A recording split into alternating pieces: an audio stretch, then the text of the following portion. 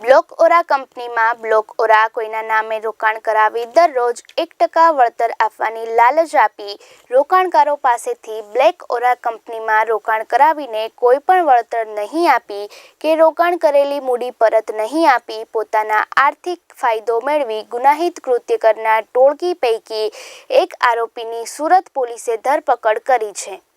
સુરત શહેરના ઉધના ભાટેના વિસ્તારમાં રહેતા અકરમ મુલતાનીએ પોલીસ ફરિયાદ નોંધાવી હતી કે બ્લોક ઓરા કંપનીના માલિક ફિરોઝ મુલતાની અને નીતિન જગ્યાતાની કે જેઓ દુબઈમાં રહે છે અને સુરત ખાતાના એજન્ટ તરીકે કામ કરે છે, તે ઉપરાંત કાસિફ મુલતાની અને એજાજ મુલતાની સહિત જાવી મુલતાનીએ 15 મે 2022ના રોજ તેમની પાસેથી બ્લોક ઓરા કંપનીના બ્લોક ઓરા કોઈનના નામથી રોકાણ કરાવ્યું હતું।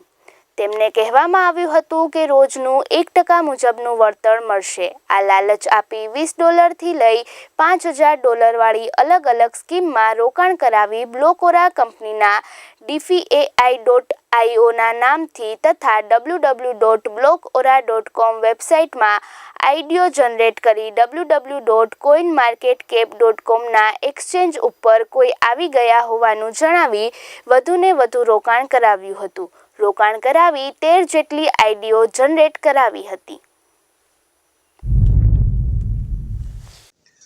ફરિયાદી શ્રી મોહમ્મદ અકરમ દ્વારા ઇકોસેલમાં ફરિયાદ આપવામાં આવેલ, જે ફરિયાદની વિગત એવી છે કે ફરિયાદીને બ્લોક ઓરા કોઈન માં ઇન્વેસ્ટ કરવા માટેની વિશ્વાસ આપવામાં આવેલ અને એમાં તમને સારામાં સારું વળતર આપવામાં આવશે એ રીતના વેબસાઇટ ઉપરથી ઇન્વેસ્ટમેન્ટ કરાવી અને ફરિયાદી સાથે 51 લાખ રૂપિયાનું ચીટિંગ કરેલ છે।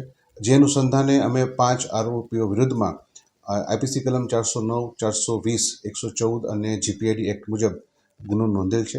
તપાસ હાલ ચાલુ છે। હવે આઈડીઓ બનાવી અને એમાં રકમ જે ફરિયાદીએ જણાવ્યું છે એ મુજબ 51 લાખ રૂપિયાની રકમ ટ્રાન્સફર કરવામાં આવેલ છે।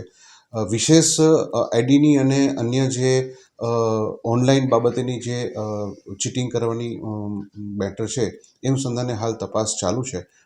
શક્ય છે કે કદાચ આંકડો આ વધી પણ શકે।